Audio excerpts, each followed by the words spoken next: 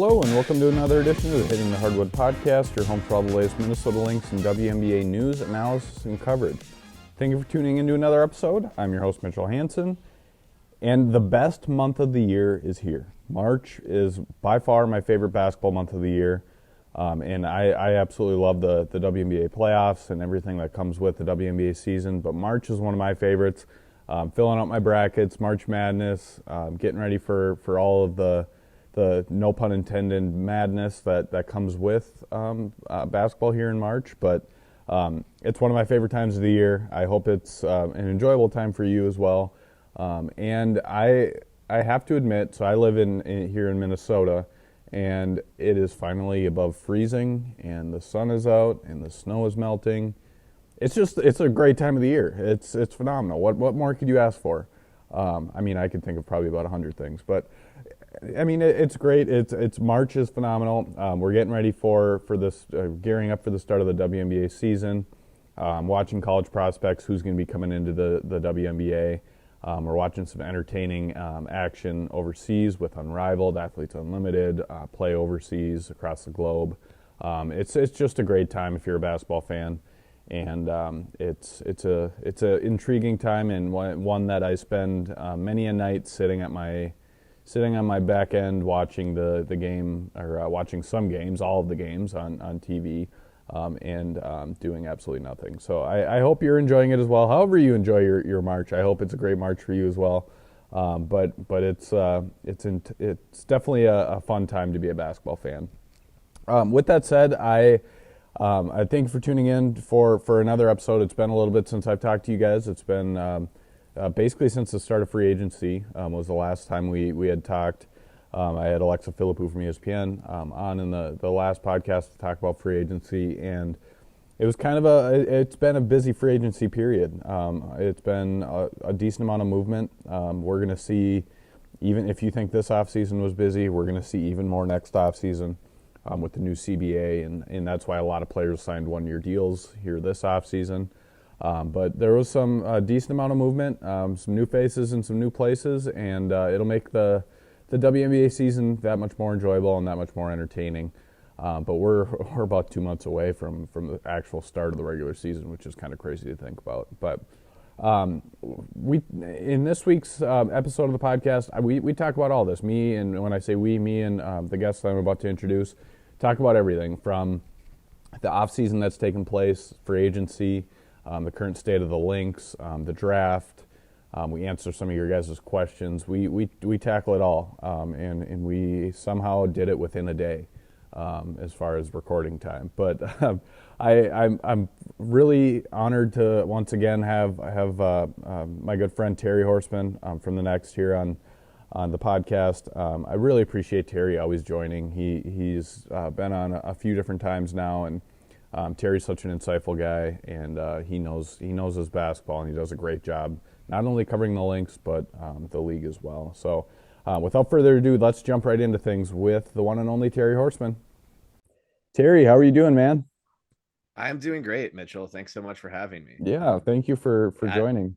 I don't think we've chatted since the day after Game 5 of the most iconic and maybe nefarious WNBA finals ever. And I have a much clearer head. I've slept a few times since then. I'm not at a crowded airport bar now.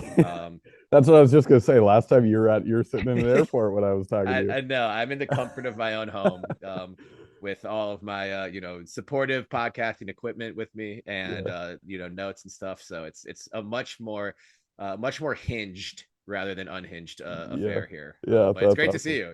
Yeah, you as well. How's your off season been going so far? I know we talked about it a little bit before we jumped on this recording, that we've both kind of taken a little bit of time away and just kind of cleared the head and gearing up for the upcoming year. But how's your off season been so far? Off season's been good.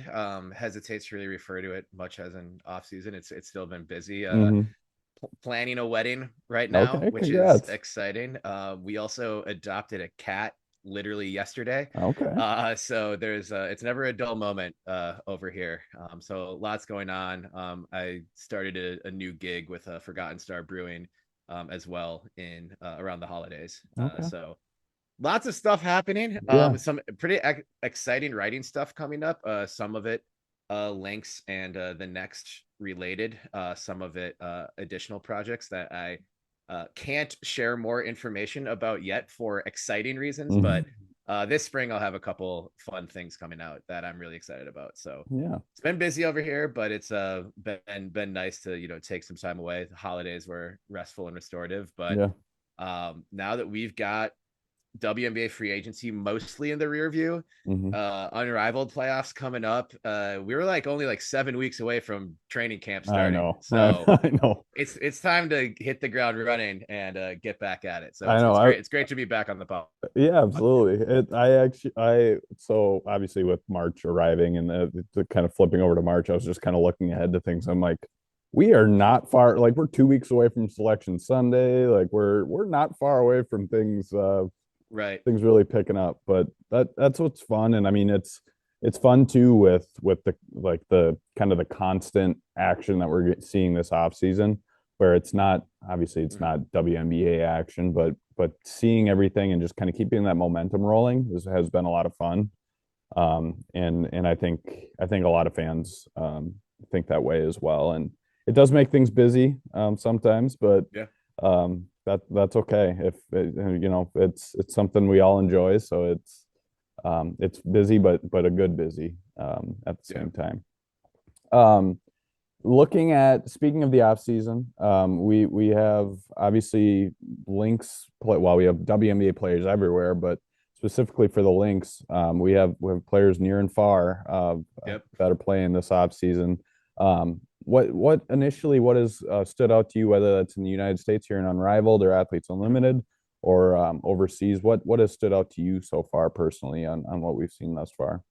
Well, I think we've got to start with Unrivaled, just because of how anticipated this league was from when we first found out about it.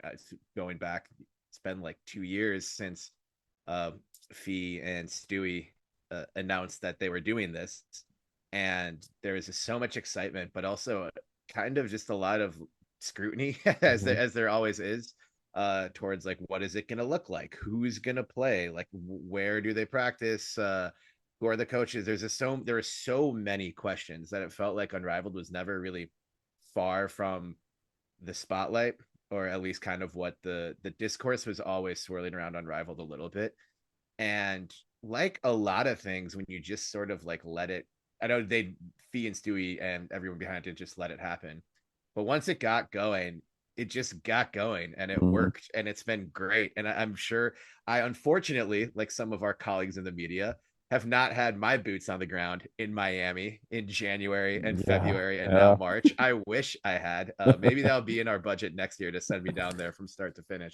Um, but it's just of course, the games have been great. 3-on-3 on that sort of truncated full court is so much better than 3-on-3 half court.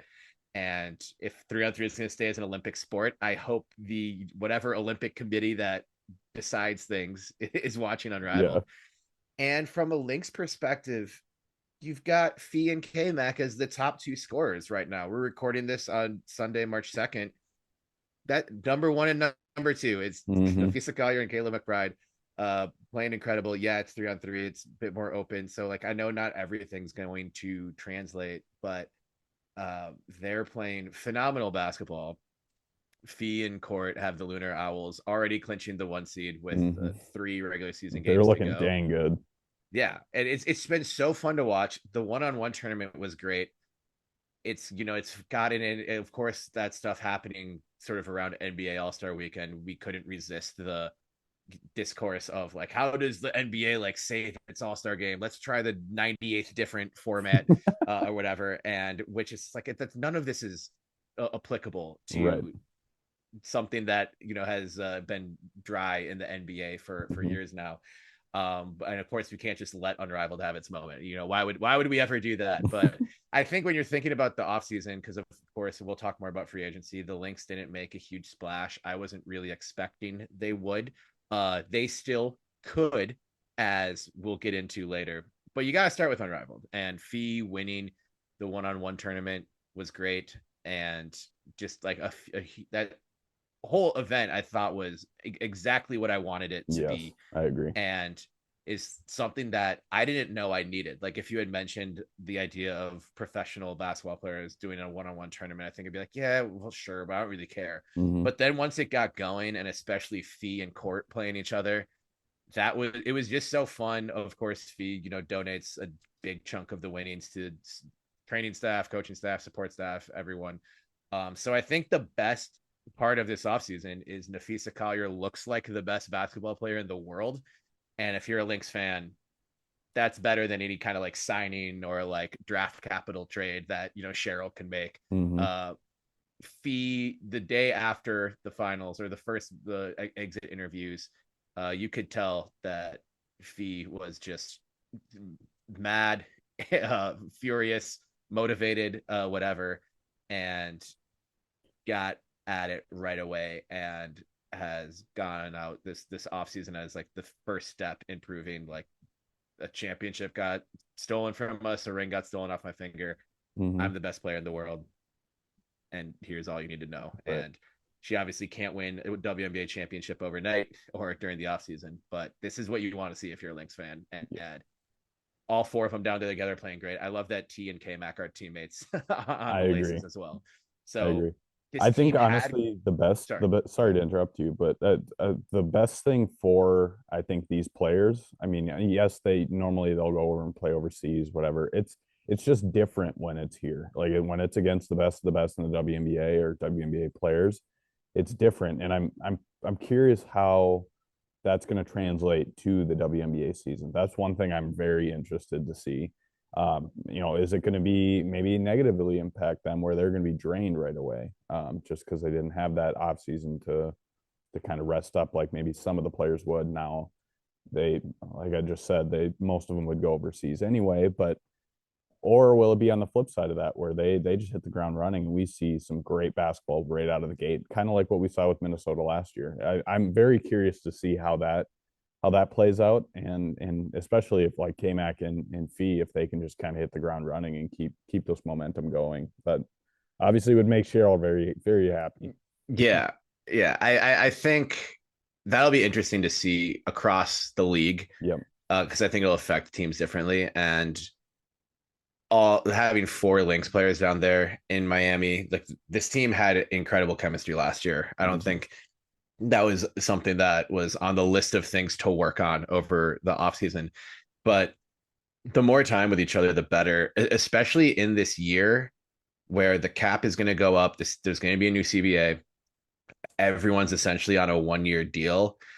Running it back, I think, is the best thing for this Yeah. team, and spending as much time together as they can over this offseason, I think, Mm-hmm. is going to be something that's really helpful, because that's something that can only get better, and strengthening an already incredibly strong bond they have with each other. They they didn't start slow at all last year, but I No. don't think there should be any fear of that. And these, they know how to take care of their bodies and to be conditioned going into a training camp. Um, I think it might even be better. I know K-Mac's going to go and play with Mm-hmm. Fenner Yep. after this. There's a lot of these players too. Like BC is not a player; she's not at Unrivaled, and she's playing in Turkey right now. But not a player who's like typically like wanted much time off. Mm-hmm. So I think this will be they'll come in ready to go at training camp. I don't think there'll be any kind of drainage that anyone needs to worry about. Right. I agree. I agree.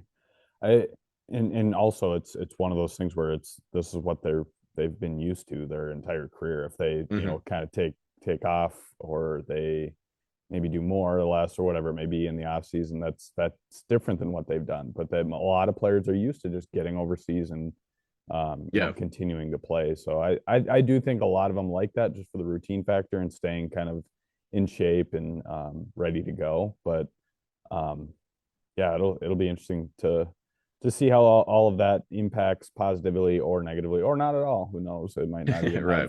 we might not even notice any difference. But speaking Mm-hmm. of the other players overseas, you talk about Bridget Carlton. Yeah.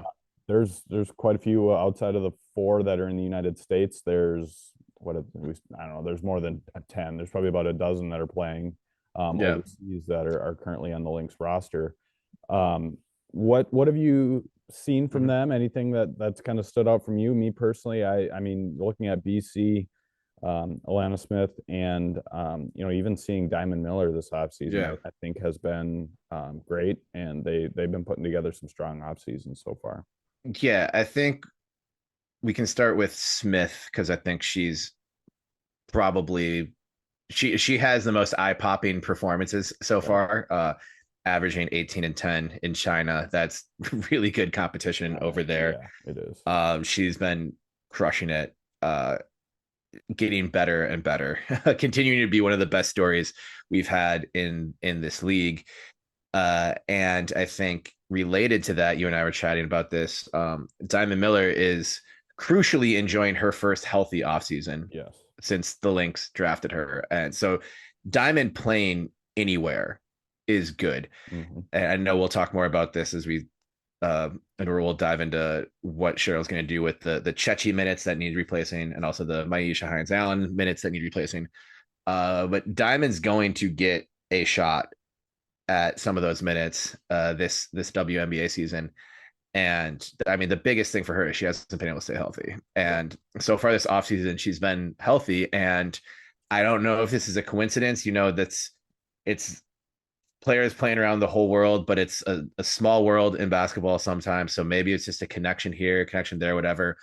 But Diamond is playing for Gorjan in Poland, which is the same team that Alana Smith played for when she thought her WNBA career was over in 2022. And James Wade and the Chicago Sky saw what she was doing in that Polish league, was named MVP of the league, led that team to a third place finish and some impressive Eurobasket performances. Hmm. And Lana Smith turned out to be pretty good. And it's getting better. So Diamond's playing for that same team. And I know your next offseason update will be posted tomorrow, but Hmm. what did she put up She like 20 and 6 in a game yesterday? Yeah, on Like, March 1st, she had 20, 10, and 6 in, I don't even know, it was like 30 some minutes or something like that. But right. she, to your point, like the consistency of her being even on the court is just so valuable in her getting some playing time. Like, obviously during the WNBA season, she not only dealt with injuries, but she also dealt with when she was healthy, she fell down kind of the rotation Yeah. and kind of couldn't really dig herself out of that. Mhm. So her getting just on the court and just getting some playing time, I think is Right. extremely valuable, even just from a, kind of um, I don't know, for Cheryl or even the coaching staff, just to kind of see what they have with her. Because Yeah. really, I mean, she just finished her second WNBA season. She's still a Hmm. very, raw prospect. Well, not maybe not raw prospect, but she's a young player. Yeah. And she's still kind of learning her way and kind of growing into herself too. And um, she got off to a great start last off season. Then, like she has other times, she got hurt. Yeah. That kind of set her back, and it's been great to see her back and Right. healthy. And I think last year, crucially, when she got hurt and BC took her spot in the starting lineup and the team just flew Yeah. after that. I think it's crucial to note just how much of a professional Diamond was about that. Um, Right. Cheryl mentioned it during the finals, but also during the postseason, how important players like Diamond, Hmm. Peely, and Olivia Apupa were, who weren't playing in the playoffs outside of garbage time, but just how like that's not a throwaway Right. part of the roster, just how supportive they were, how helpful they were. And from where we were around the team a lot at practices or whatever. I haven't seen or heard Diamond complain once. Yeah. I've never even like seen what could be even remotely considered like a shred of a pout. No. When we're there for practice, it's the end of practice and we're waiting for Coach Reeve to come over and waiting for either like Fee or K-Mac or Lan or Court or whoever to come over. Um, Diamond is having intense conversations with Coach, with Brunson, and this year we'll get to work with Coach T and Coach Lindsay Whalen. Which Once is again. weird, by the way. Right. I won't get used to that. For sure. Yeah, I don't think we'll see Waylon with a gin and tonic courtside at all this season, unless something happens. But like Diamond's putting in the work, and it's not easy to play in Reeves' system. It's Right. designed like it's one of the most complicated advanced basketball systems on the Oh, planet. And I say that not because I understand it, but just because I know that like we would have no idea what to do with that kind of instruction. And yep. Diamond's a young player who, until her rookie year in the WNBA, was just more athletic than anybody. Mm-hmm. I excuse me.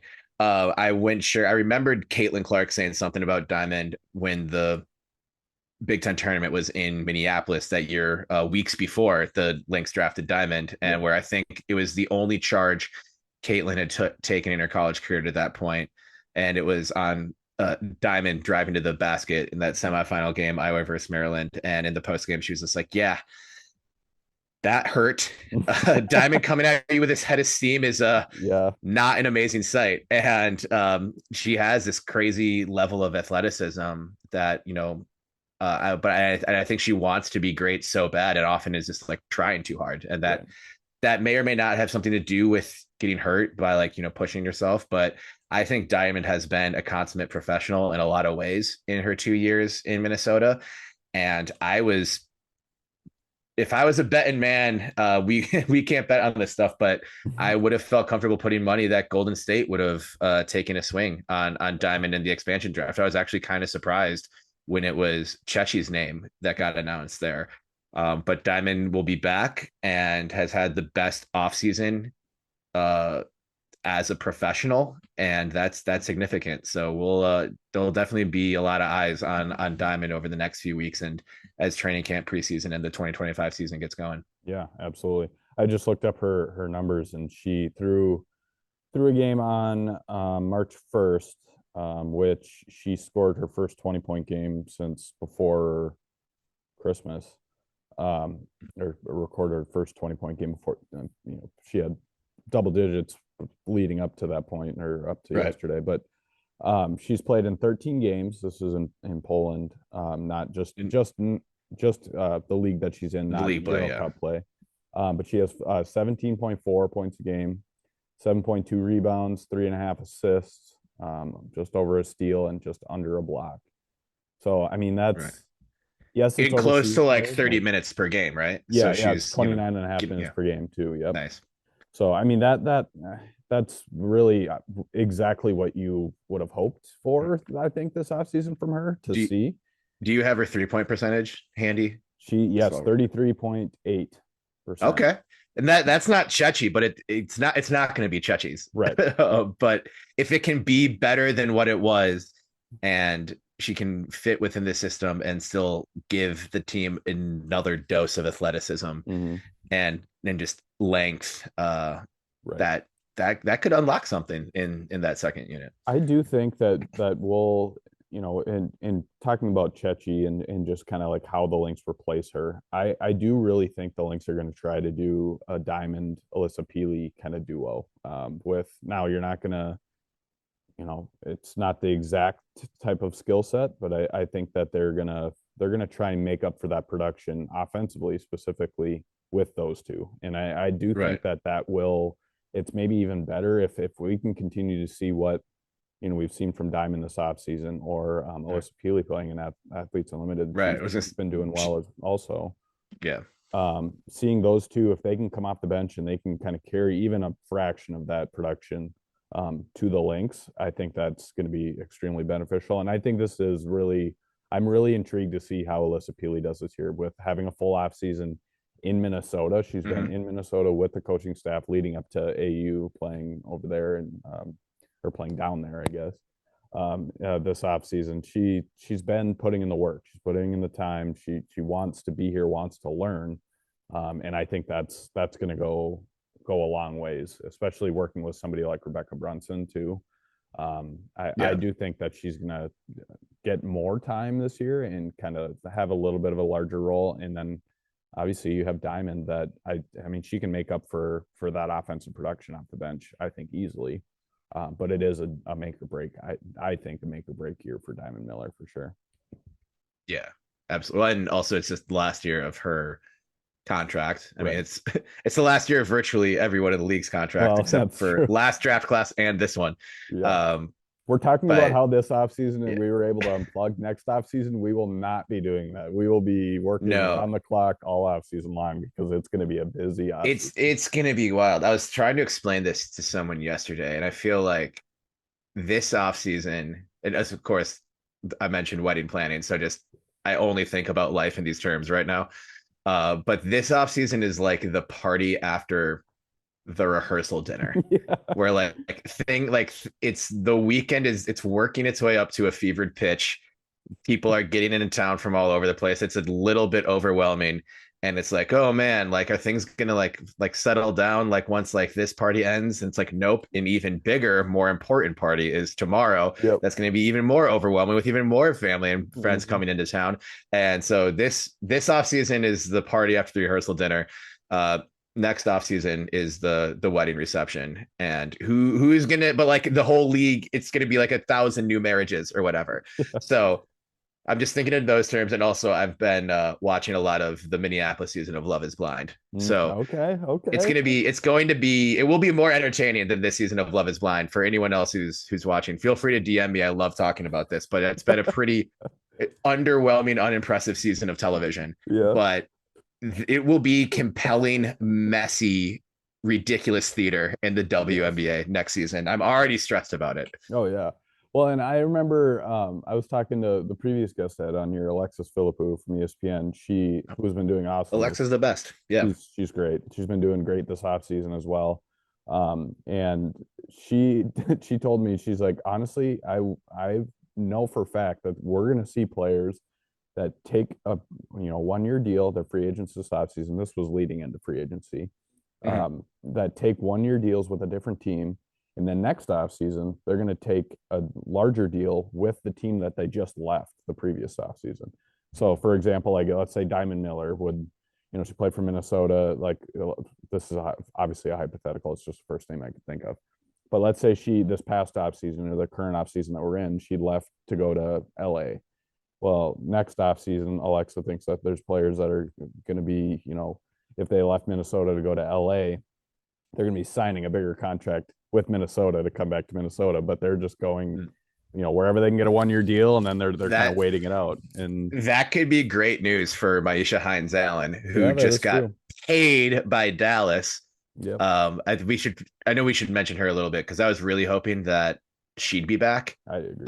I think there's kind of a narrative around national media. We're like, oh, this Myisha Hines-Allen thing didn't work. And that was during the finals, which he's trying to guard Jonquel Jones. And I think that's maybe the only matchup in the WNBA where I'm like not confident that like Myisha could win. Because leading up to that, we saw her do that in just about every matchup. Like the Lynx probably, just to say they would have made the finals is a little ridiculous, but they needed some like an additional post presence and some toughness and some rebounding and just energy when they acquired her at the deadline. And for those of us who watched the Lynx every game saw that right away, especially the opening minutes. Smith gets in foul trouble, Myisha comes in and guards Asia Wilson and does a good job.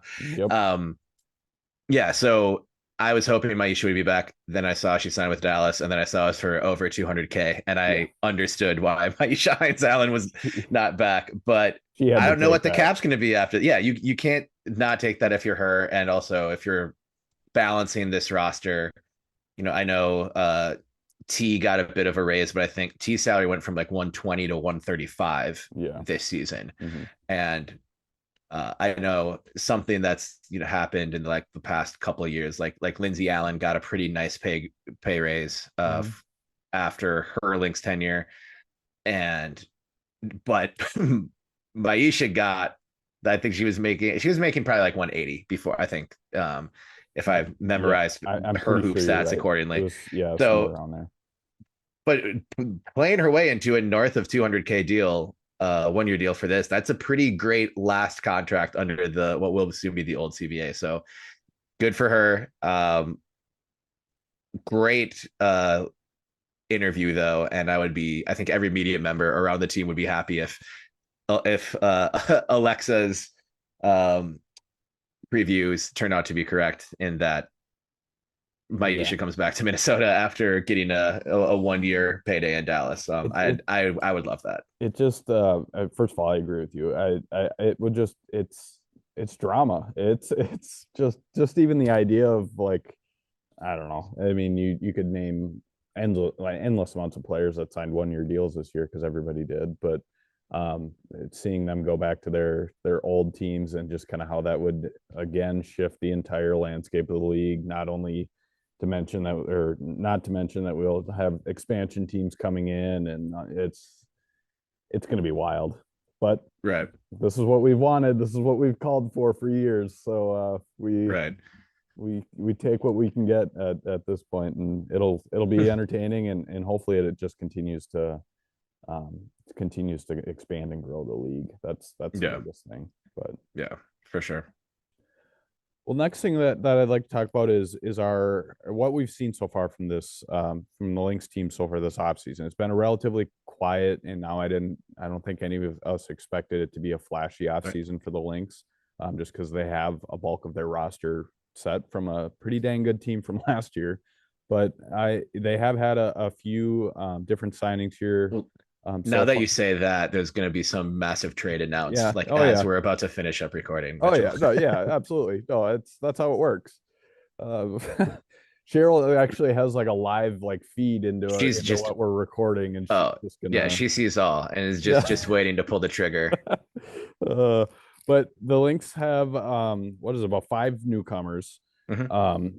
Just as either training camp contracts or additions to kind of give them just to kind of see what they can do in the WNBA.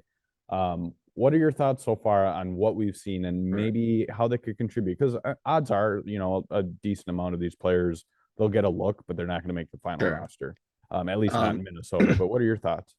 Yeah, I think the player who has probably the best chance of this crop of newcomers is the French player they signed, Mariama Bagiana, which if I butchered that, please let me know. It sounded phenomenal to me. Thank you. Well, and Bagiana, I'll stick with the last name. The last name now. there you go. But played well for France in these Olympics. So she competed against Fee and Cheryl on the Olympic stage, helped France come within just a whisper of stealing the gold medal from the US, and also played with Fee and K-Mac at Fenner. And that's the cream of the crop of European basketball. I know you probably have I have it right here. So this is as of last week, but was averaging about 15-8 through 10 games in the Turkey KBSL. By the time this comes out, I'm sure your offseason update the new one will be up. So if you've got some new stats of last week's games, but she's a very accomplished professional and brings in some size, strength, rebounding, and some shot blocking. That could be where all of the Maisha minutes go. It is insurance if Dorka isn't playing great or gets hurt or something. I don't think she really makes him a lot bigger, but I know she's got some height and some length and athletic ability. So I think she's got the best chance. So I'm curious if you have any additional thoughts on her, and it's just if anything you've uncovered by putting these weekly updates together of how her season's been going. So I agree with everything you were saying. Yeah, she's averaging just under 15 points and 8 rebounds right now, just under a steal a game, just over 2 assists, and that's over 10 games just in Turkey KBSL action. EuroLeague, she's had more of a limited role and hasn't really found too much traction. But over the last week, she they only played in one game. She had 9 points, 9 boards, so a near double-double. I think she'll be, a serviceable piece off the bench, and she's a veteran that knows, like, she understands what she has to do, and she understands her role. She's not coming in anticipating that she's going to have a big role. You're right. I'm curious to see how it'll translate, just because it is her debut in the WNBA and it's completely different. But the thing that we've seen, and this is common, but the thing we've seen specifically with the Lynx over the years, any player that they've signed, whether it's Chechi, that's just one player that comes to mind initially, but any overseas player, Nikola or Nina Milic, they all have experience with a current Lynx player, and that's one thing that, I mean, that's what that's the case here too. Is she's played with B and K-Mac overseas, and that alone, I think, carries its weight, just because that player will feel, whoever it is, whether it's at past off seasons or even this upcoming season, that player feels more comfortable right out of the gate because they have a couple familiar faces there. And I think that'll definitely help, as she translates or transitions over to the WNBA and with the Lynx. But I do think that she, out of the entire group, I think she has the best chance of reaching the team and making the final roster. I think that point you brought up about finding her role at a club like Fenerbahce makes sense, because if you come to this Lynx team, there's a very high standard, and the goal is to win a championship, and nothing else is considered success. Right. And when you play for a team like Fenerbahce, like, you're on a team with a lot of talent. You want to win EuroLeague, you want to win like the Turkish Super Cup. So she has experience doing that, and I think, not that I've spent time around the Fenerbahce coaching staff or can speak to what that culture is like. Those are similar expectations and circumstances, and she's been around for a bit. Like, she's played high level basketball for a while, so I think that has a good chance of being a good fit. Yeah, and the other players that they have signed, I mean, some of them, now this is going to sound like a knock on them, but they're talented, they deserve a spot. But some of them are training camp bodies, like they need to fill out training camp roster, and some of them are that, and we'll see more of that coming up. Right. But I do think that, especially these early signings, they're a little bit more key to me, or kind of noteworthy to me, just because I view them as players that the team generally has interest in. Right. Now, and they're not just signing them just to either fill a spot, or just maybe they had a casual interest in them. So and Cameron Taylor had a good preseason and training camp with the team last year. So her name being one of the earlier ones, that they went and made sure they got, tells me that, Cheryl thought highly of that. And she said that at the time. And, like, coaches hardly ever come out after like cutting a player and say, oh, this player just sucks and he couldn't be here. That's not really the case in the WNBA, because it's so competitive already. Right. Like, if you're a training camp player, you're a pretty damn good basketball player. Oh, yeah. I know Taylor showed out well in camp last year. So, and she's having a good off season too. She's averaging just over 20 points a game in Greece, 20-7 basically. So she's having a good off season, and I that's another player that I was going to mention, that I'm intrigued to see what happens with that, because she could, a impressive training camp, like, she could find herself a spot on this roster easily, I think. Right. Oh yeah, Cameron, I think's got a great chance. I was a big fan of Grace Berger when she was at Indiana University. She was a great college player, and obviously just a hard time getting and staying on the floor with the fever. But I just thought she was a really steady player, kind of just good at everything type player, and also just a winner, culture fit. Right. Kind of talent. So I wasn't surprised to see her as a target, and also playing in Turkey for another or Ormanspor. This is a great test and pronunciation savvy this episode, Mitchell. We should do weekly in the off season just so that we have to keep ourselves Should we in translate practice. the Lynx offseason update into a podcast? Should we just start doing it in auto or audio? Right, but that we have to speak in the language of whatever country the player is playing in. But yeah, she is 13 plus points per game over about now. Now she's probably played over 20 games in this Turkish league season. So yeah, I mean that's just kind of standard with every training camp in the W. You have a list of 18 names or so. Right. Everyone was scoring over around like 10 plus points per game in Europe over the off season, and that's what makes this the most competitive league in the world in any sport. And that's why covering training camp is so fun, because you know how competitive it is, and every practice matters so much. Well, and some of these players too, like for example, Cam Taylor, like they're not just not fighting for a spot this year. They're fighting for a spot maybe in the next training camp too, and to get that second look. And now that's not an easy thing to go through in the time or in the moment, but that's kind of the reality now. As we get more teams in the league, that could change, but it's a lot of these players are basically having a tryout to maybe get a look next year.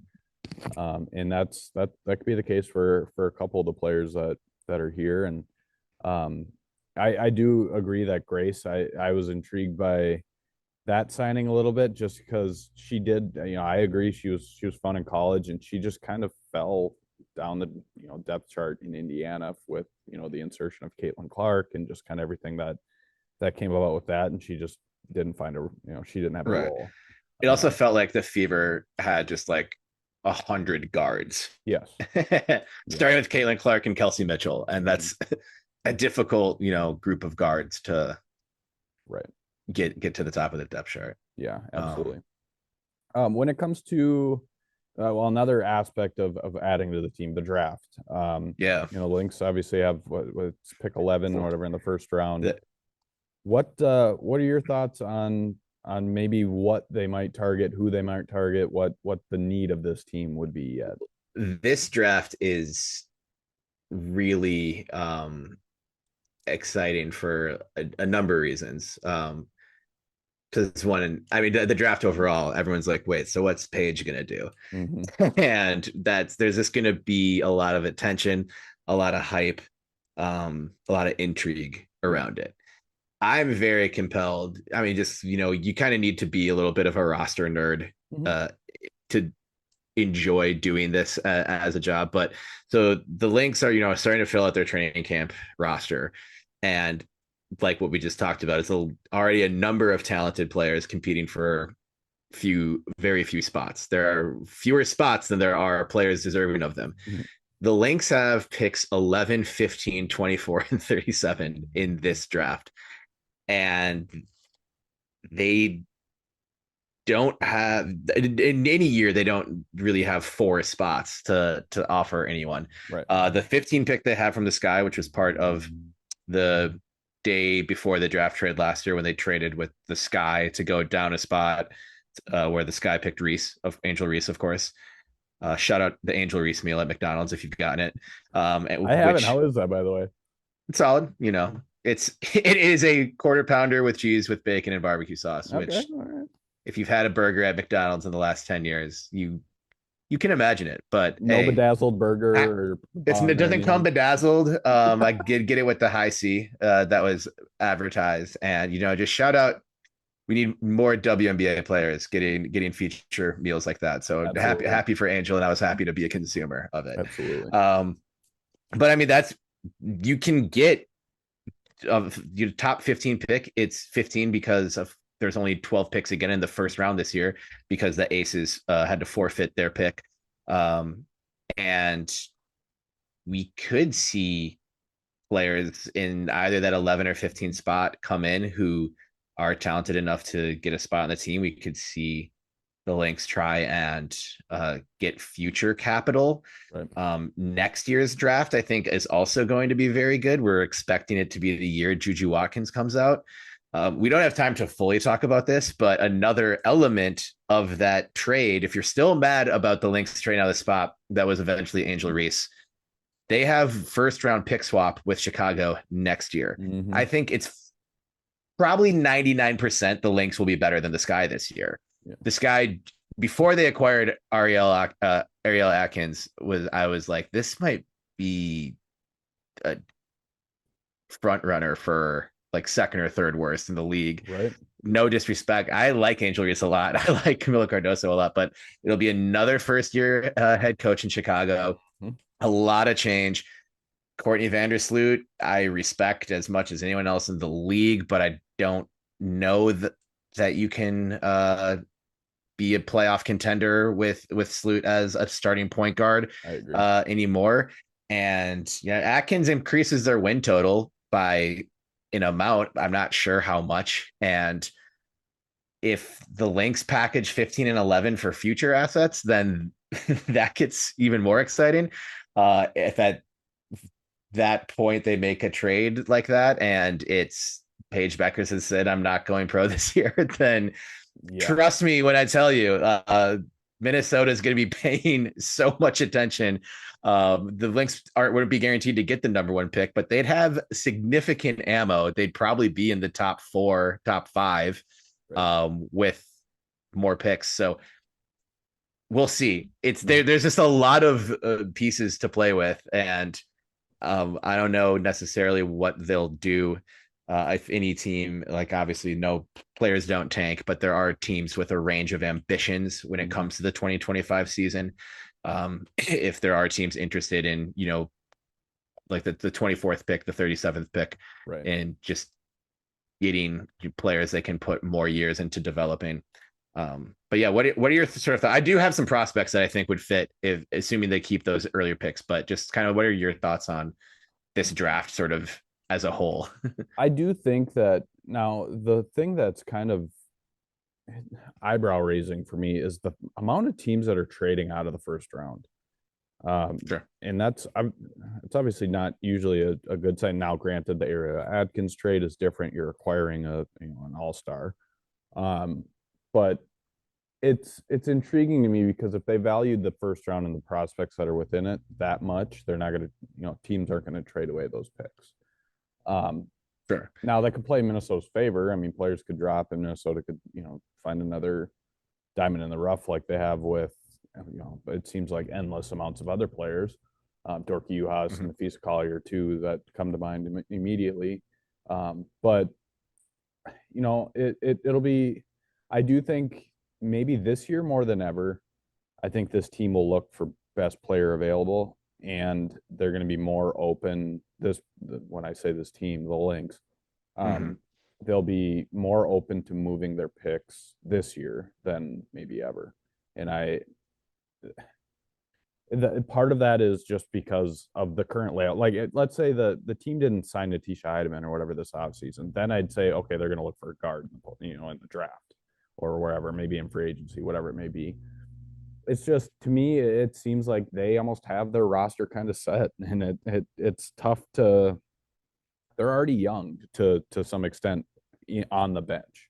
When you look at Diamond Miller's going to be entering her third season. Alyssa Peely's in her second season. Dorky Uhas is in her third season. Like, they're pretty young to begin with, and it's one of Cheryl's never really been somebody to do kind of what they're doing right now in developing and kind of waiting things out. Like she, and understandably so, I'd be the exact same way. She's kind of been like, go, go, go. Let's get a veteran. Let's, we're competing for a championship this year. We're not thinking about 2-3 years down the road. Sure.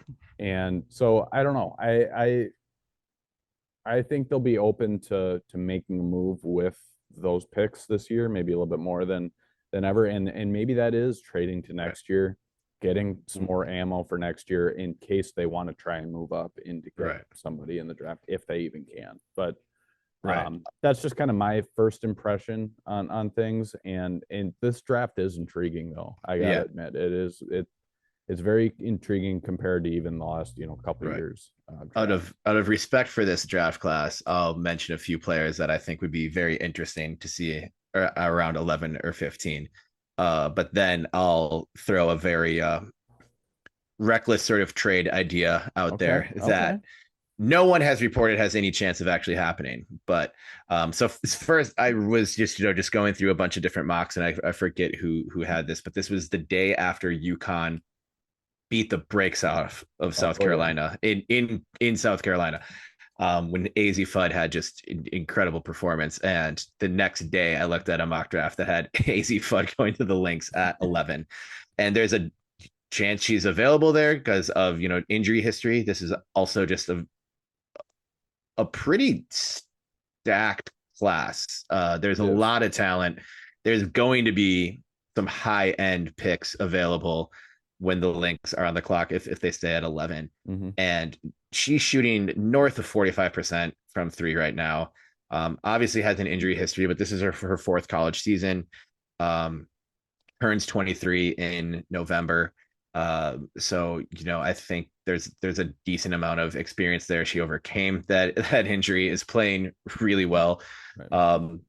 Obviously, if Paige isn't involved in this year's draft and you're trying to just put all your eggs in that basket, getting one of her teammates this year, that'll be the last Paige reference on the podcast, I promise. But AZ's been just so fun to watch. She's been lighting it up from three, and that the Lynx are going to shoot threes and want to be the most deadly team from deep again.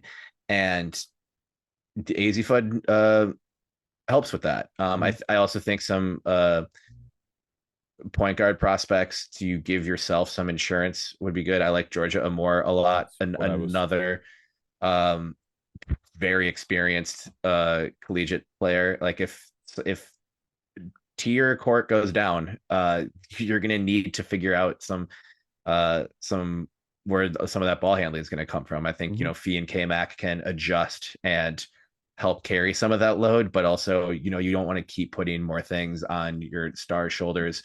I like Tahina Pau a lot as well from South Carolina. And I had one more. Let me make sure. Cheyenne Sellers, another Maryland pick. I like Sellers a lot.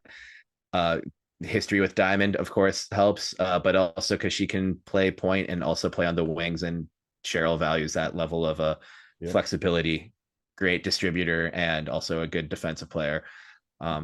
So those are names I'm seeing or around there, and that if they stand pat at 11 and just draft a player who's probably going to have a hard time seeing a ton of minutes this year, but someone who could be a contributor if needed to be, and also helps build for the future too, because there's not going to be, with everyone on these 1-year deals next year, if there's a player you really like at 11, having them on team control for this season and then 2 seasons after that is a advantage team kind of thing. So that is something that's another element of why these teams punting on these first round picks is interesting. I understand why Chicago did it, because as we just mentioned, Chicago pretty much knows they're going to lose their first round pick. So there's not really any incentive to be bad. Not that there ever is incentive to be bad. Yeah. But I also do think that we could definitely see, an international player selected and just kind of a pick and stash kind of thing. I do like the idea of maybe looking at a guard, especially now that you have the likes of Lindsay Whalen on the coaching staff, getting a guard that will sit on the bench and just learn behind Natisha Heidemann, kind of playing that Olivia Ipupa or Popo role. I always butcher her last name, but she I butcher a lot of names. We're struggling. It's okay. It's preseason for us too, Mitchell. It is. But Opupa, that first game against the Wings last year, Opupa came. It was one of those games, and also just the Lynx struggled with the Wings. Because Tierra McCowan is difficult to defend, to put it lightly. Opupa came in the fourth quarter, where game I think the Lynx had a very small lead, and that was the game she had like 4 consecutive steals, and the Lynx scored off of every one of them. And it was the post-game press conference, the players were Fee and Opupa, and Fee came out and was like, hey, we don't win this game without Ali. And that's just testament. Every player on the roster contributes to a successful regular season. So I would love to free agency, training camp stuff, there's a chance they sign a Pupa again. And that's what I would rather a Pupa come back than any of the prospects we just talked about. I agree. But we'll see. I agree. She's a lot of fun. She's an absolute like fireball coming off the bench, which is awesome. But yeah, it'll be interesting to see. It's one of those years where like one of the first years going into the draft that I really like there isn't like one just glaring hole that this team needs to fill. Like last year was in the post or in the paint. Getting a post player that could contribute to the depth, like that's one thing they needed. This year they could go multiple routes, and it's not like and that's the position you want to be in. I mean, you don't want to have to fill something. You want to, build your depth and just kind of build onto what you have already and not have to fill a hole right away. But it's a weird year because I feel like I don't know what's going to happen, and it's interesting. I could see multiple routes, that's for sure. Yeah. To kind of wrap things up, before we started recording this podcast, I threw out an ask on Twitter or X for fans or listeners, fans, whatever it may be, to send us their questions, any questions that they had for us. We'll go through a few of them. A few of them we did cover in our podcast that we had talked about already, but first one, there's most of them are about players and in how the Lynx could get them or if they will come to the Lynx. But the first one is Jess Shepard. That's a name that we didn't talk about in our overseas thing, but Jess Shepard this person is asking if Jess would come back. For me, I think we've probably seen the last of Jess Shepard with the Lynx or in a Lynx uniform. Now I like Jess Shepard. I'll go on the record saying I really do like her and her skill set. I think she's having a great off season again, but it's the downside with her, as everybody knows, is her injury history. And it's hard to, commit money or, put money forward for somebody that's not on the court for you, especially when you normally have 11 spots on your roster. And that's tough. And it's just kind of one of those things where injuries bit her a little too hard and a little too often, where it just kind of trickled down and she lost her spot. But what do you think? I personally think that she's I hope she gets an opportunity elsewhere, but I don't think it'll be in Minnesota. Yeah, I 100%.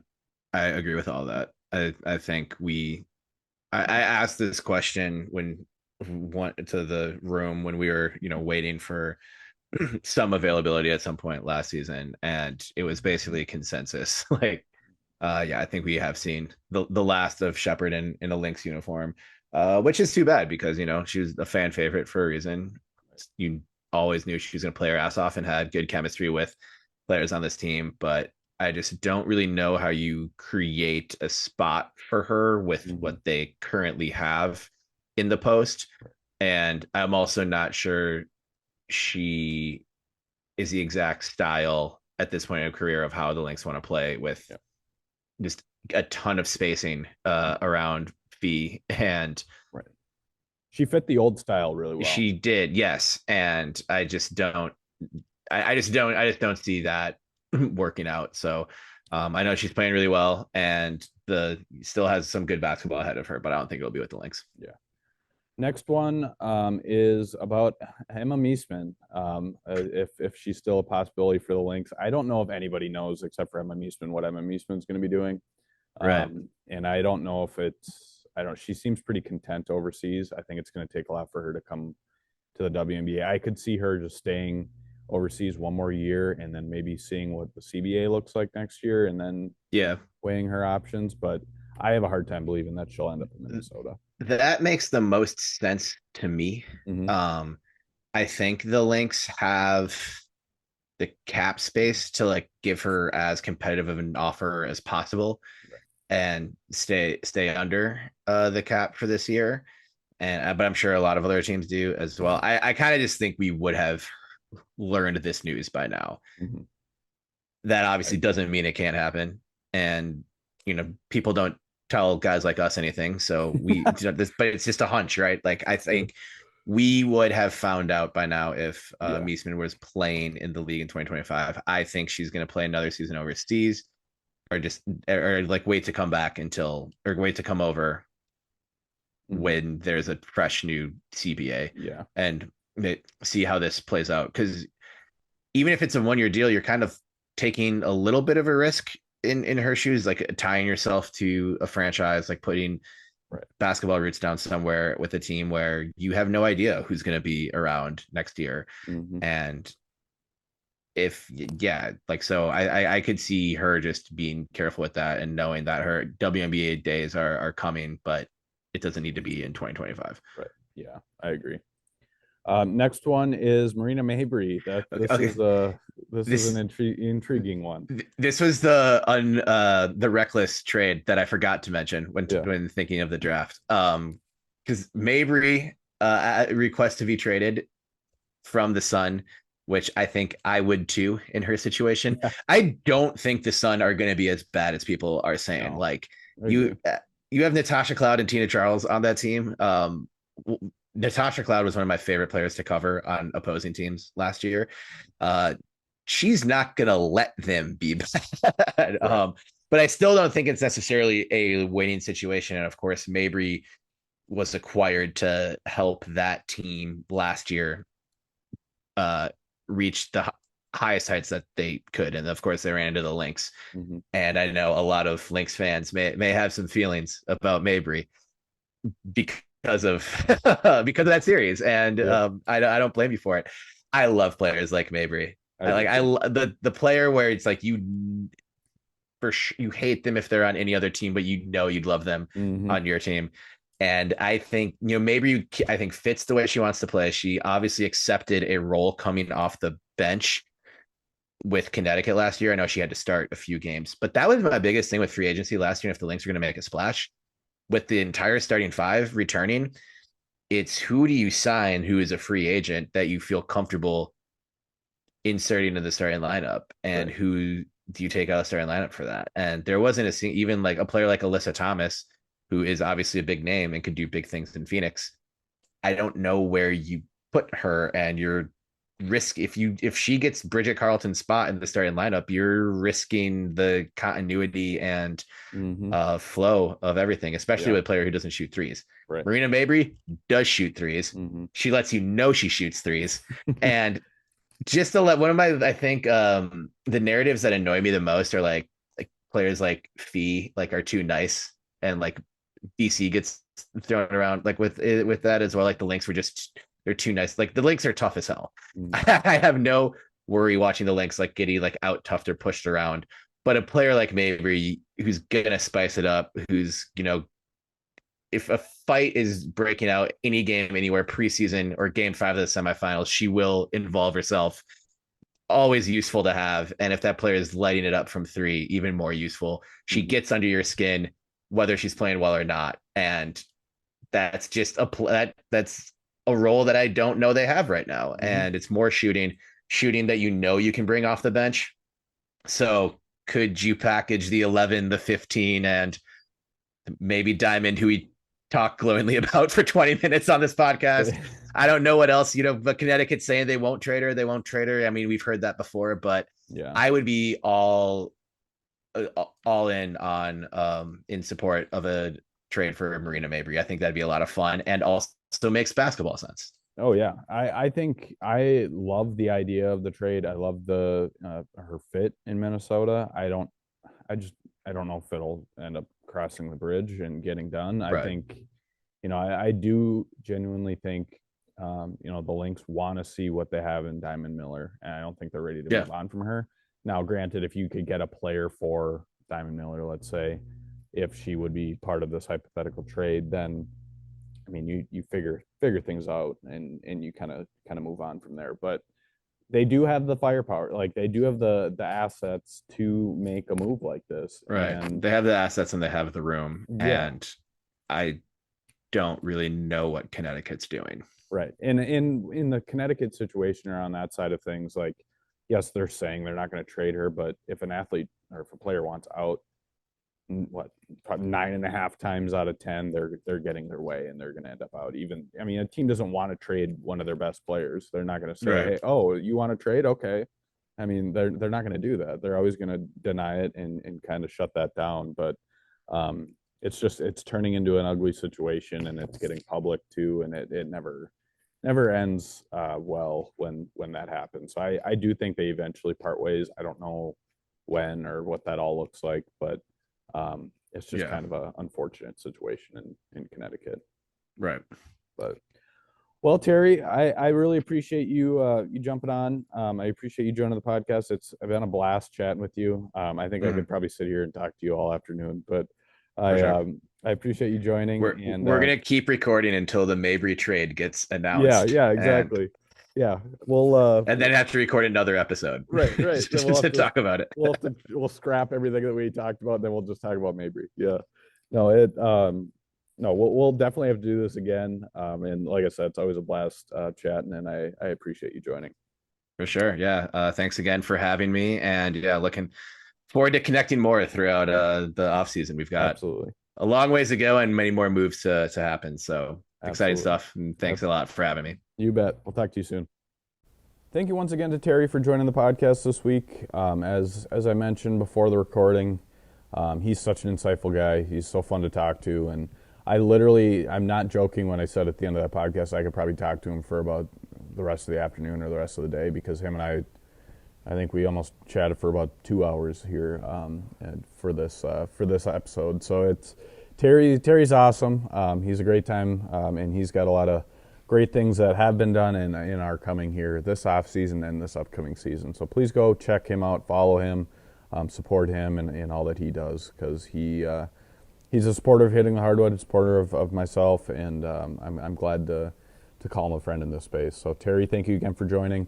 I also want to give a shout out to my good friend Jeremy Rushing for producing this podcast. Him and I have been doing this since day one, so appreciate you, Jeremy, for all that you do on the back end of producing this podcast and making me not sound as much of a crazy person as I am. And I also want to give a big thank you to, before I get to that, I want to give a shout out to our latest patron, Margaret, who joined our Patreon community. The Patreon community continues to keep growing, which I'm very grateful for. I appreciate all of you who follow and go there. If you're not already, please go check out patreon.com/hitting the hardwood. Patreon is Patreon. I think I spelled that right. But patreon.com/hitting the hardwood. And we have for just a couple bucks a month, you can sign up for a membership.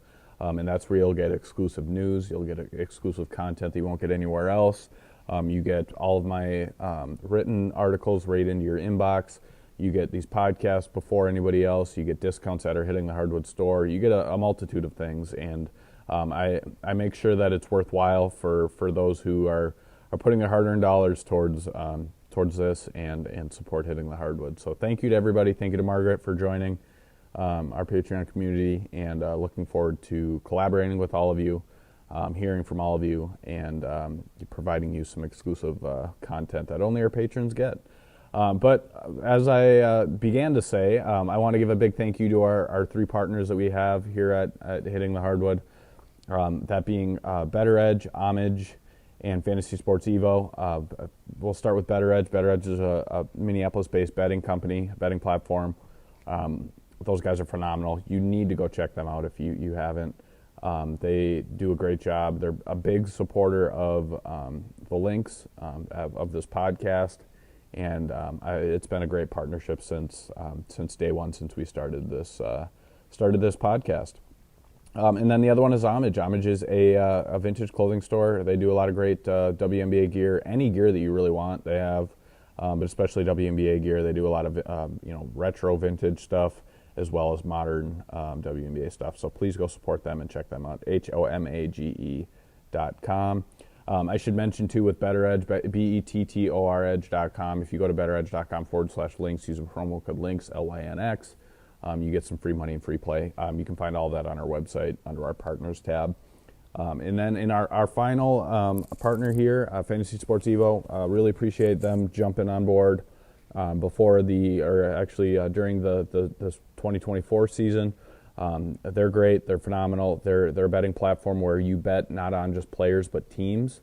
And it's a unique way of betting, and I really enjoy it. I'm a user myself, And I've actually had a lot of fun with a different form of betting. So please check them out, Fantasy Sports Evo. And as I mentioned, you can go to our website. You can find that link on any of our social medias. Go to our website, click the Partners tab. That's where you'll find all of the information there. You can use a couple of those promo codes to get free money for the 2 betting platforms. And there's much more over there. So with that said, I really do hope you enjoy March. I'll check back in with you guys here probably towards the end of the month or at least at the beginning of April for sure. But we'll keep this monthly off-season thing going. And then once we get closer to the WNBA season, which, as I mentioned, we're only 2 months away, we'll start to do this back on our regular in-season schedule. And I'll share more of that when we get closer. But I'll check back in with you guys here soon. I hope you enjoy March. I hope you enjoy March Madness. Fill out 55 brackets like I'm going to, and enjoy all the basketball that you possibly can, and the nice weather. If you're in a cold weather state, enjoy this nice weather that's coming. But thank you again for listening. Thank you for your support, and we'll talk to you guys soon.